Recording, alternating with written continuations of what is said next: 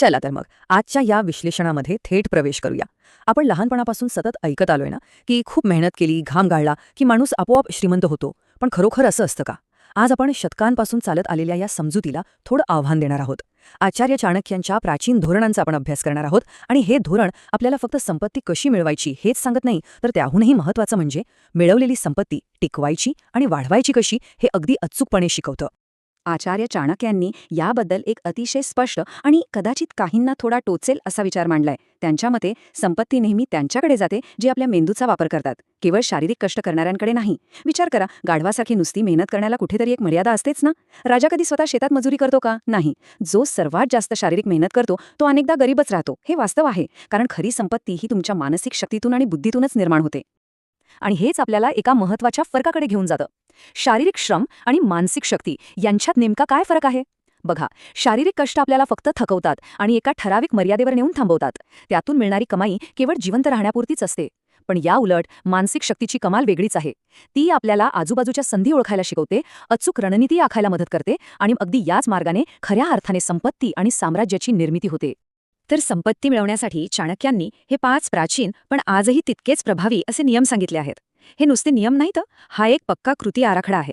स्वतःच्या बुद्धिमत्तेत गुंतवणूक करणं, अचूक संधी ओळखणं, वेळेचं खरं महत्त्व जाणणं, संपत्ती साकारात येण्यापूर्वी स्वतःला त्यासाठी तयार करणं आणि आपल्या सभोवतालच्या लोकांची निवड अतिशय काळजीपूर्वक करणं. चला, यातील काही खरोखरच महत्त्वाच्या तत्वांवर आपण सविस्तर चर्चा करूया. यातला दुसरा नियम खूपच रंजक आहे. संधी संधी कधीही थेट दार ठोठावत नाहीये बरं का, ती नेहमी वेश बदलून येते. मी एक संधी आहे, मला आत घ्या असं ती कधीच ओरडून सांगत नाही.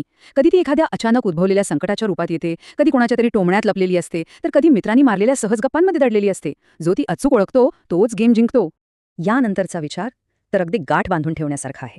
वेळ हे एक अत्यंत धारदार शस्त्र आहे आणि वेळेची शिस्त हीच तुमची खरी संपत्ती. एकदा गमावलेला पैसा आपण पुन्हा कमवू शकतो, पण हातातून निसटलेली वेळ ती कायमचीच जाते. आज जगातले जेवढे म्हणून यशस्वी आणि श्रीमंत लोक आहेत ते सगळे या एका गोष्टीवर ठाम आहेत. त्यांचं सर्वात मोठं शस्त्र त्यांची वेळ आणि त्यांचं कठोर अनुशासन हेच आहे. तर यातला सगळ्यात कळीचा मुद्दा हा आहे की प्रत्यक्ष संपत्ती मिळवण्यापूर्वी स्वतःला त्यासाठी तयार करणं.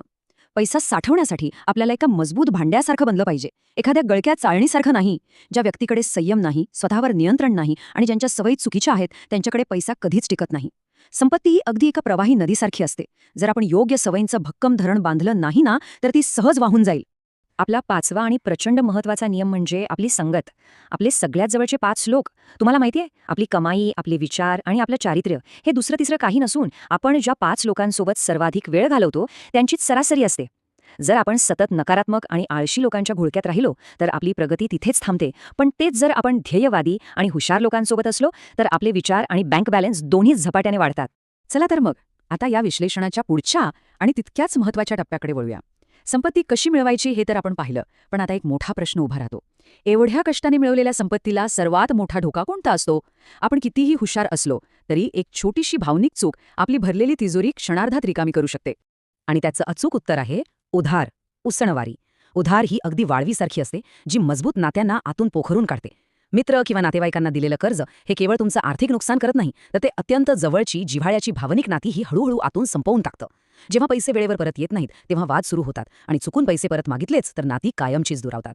पैशांच्या बाबतीत मानवी मानसशास्त्र आजवर अजिबात बदललेलं नाहीये. प्राचीन काळात विष्णुदास नावाच्या एका व्यापाऱ्याने आपल्या नातेवाईकाला शेतीसाठी मदत केली आणि स्वतःच्या आयुष्याची कमाई गमावली. आजच्या डिजिटल जगात काय होतं? हेच सगळं एका छोट्या इमर्जन्सी मेसेजवर होतं. भावनिक होऊन दिलेली पैसे बऱ्याचदा समोरच्याच्या ऐशोरामात उडवले जातात आणि देणाऱ्याच्या पदरी मात्र फक्त निराशा आणि मनस्ताप पडतो. म्हणूनच भावनिक ब्लॅकमेलला बळी न पडता समोरच्याचा सन्मान राखून नाही कसं म्हणावं आणि आपली संपत्ती कशी वाचवावी यासाठी चाणक्यांनी या 5 भक्कम रणनीती सांगितल्या आहेत. विलंब करणं, प्रश्न विचारणं, हमी मागणं, कमतरता दाखवणं आणि दान करणं. या नुसत्या युक्त्या नाहीत, तर हे स्वतःच्या कष्टाच्या पैशाचं रक्षण करण्याचे अगदी बुलेट प्रूफ उपाय आहेत. यातली पहिली रणनीती म्हणजे वेळेचा ढाल म्हणून वापर करणं. कोणीही पैसे मागितले की कधीच लगेच हो किंवा नाही म्हणू नका. किमान 24 तासांचा वेळ घ्या.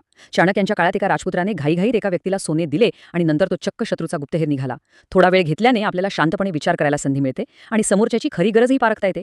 जर गरज खरोखरच खोटी असेल तर ती व्यक्ती आपोआप दुसऱ्याकडेच जाईल. दुसरी रणनीती आहे योग्य आणि थेट प्रश्न विचारणं. हे पैसे लवकर परत करण्यासाठी तुमची नेमकी आणि पक्की योजना काय आहे? हा एक साधासा वाटणारा प्रश्न समोरच्याचा खरा हेतू उघडा करतो. समजा एखाद्याने शेअर बाजारातलं नुकसान लपवण्यासाठी तुमच्याकडे पैसे मागितले असतील तर या प्रश्नाने तो नक्कीच अडखळेल आणि शक्यतो स्वतःहूनच माघार घेईल. हे साधे प्रश्न आपल्याला लुबाडणुकीपासून सहज वाचवतात. तिसरी रणनीती, ज्याला आपण बंधकाचा नियम म्हणू शकतो, कर्जासाठी काहीतरी तारण किंवा हमी मागणं, जसं की एखादा ब्लँक चेक. चाणक्यांच्या मते कोणत्याही हमीविना कुणालाही दिलेलं धन म्हणजे वाळूत ओतलेल्या पाण्यासारखं आहे, जे कधीच परत मिळत नाही. ज्याची नियत साफ असेल तो तुम्हाला आनंदाने हमी देईल, पण ज्याला पैसे बुडवायचेच आहेत तो रागावून निघून जाईल. यात फायदा आपलाच आहे, कारण आपलं मोठं नुकसान टळतं. चौथी रणनीती म्हणजे पैशांची कमतरता असल्याचा आभास निर्माण करणं. समोरच्याला नम्रपणे सांगायचं की पैसे तर आहेत, पण ते फिक्स्ड डिपॉझिटमध्ये किंवा इन्व्हेस्टमेंटमध्ये अडकलेत. जर मी ते आता मोडले तर जे मोठं नुकसान किंवा पेनल्टी बसेल ती तू देशील का? हा एक प्रश्नच कर्ज मागणाऱ्याला निमूटपणे माघार घ्यायला लावतो. कारण साहजिकच कोणीही दुसऱ्याचं नुकसान भरून द्यायला तयार नसतो आणि आपला पैसा सुरक्षित राहतो. आता ह्यातली खरोखरच सगळ्यात रंजक आणि अत्यंत व्यावहारिक रणनीती कोणती असेल, तर समजा कोणी खरंच खूप मोठ्या अडचणीत आहे आणि तुमच्याकडे मोठी रक्कम मागतोय. अशावेळी ती मोठी रक्कम कर्ज म्हणून देऊन स्वतःचा जीव टांगणीला लावण्याऐवजी 5,000 एखादी छोटी रक्कम थेट मदत किंवा दान म्हणून द्या. यामुळे तुमची मोठी रक्कम बुडण्यापासून वाचते, तुमच्या मनाला समाधान मिळतं आणि सगळ्यात महत्त्वाचं म्हणजे ते नातंही टिकून राहतं.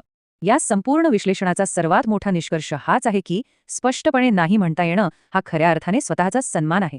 स्वतःभोवती भक्कम आर्थिक मर्यादा निश्चित करणं आणि चुकीच्या कर्जाला स्पष्ट नकार देणं हीच स्वतःला आणि स्वतःच्या संपत्तीला सुरक्षित ठेवण्याची एकमेव योग्य पद्धत आहे. यात कोणताही अपराधगंड किंवा गिल्ट बाळगण्याची अजिबात गरज नाही. आणि शेवटी आपण सर्वांनी स्वतःला विचार करायला लावणारा हा एक प्रश्न नक्की विचारला पाहिजे. आपल्या भावना आपल्या तिजोरीला असाच आयुष्यभर रिकामी करत राहतील, की आपली बुद्धी अखेर तिचं रक्षण करण्यासाठी पुढे येईल? लक्ष ठेवा, संपत्ती कमवणं हा पूर्णपणे बुद्धीचा खेळ आहे आणि ती टिकवून ठेवणं हा तुमच्या संयम आणि स्पष्टतेचा विजय आहे. यावर नक्की विचार करा.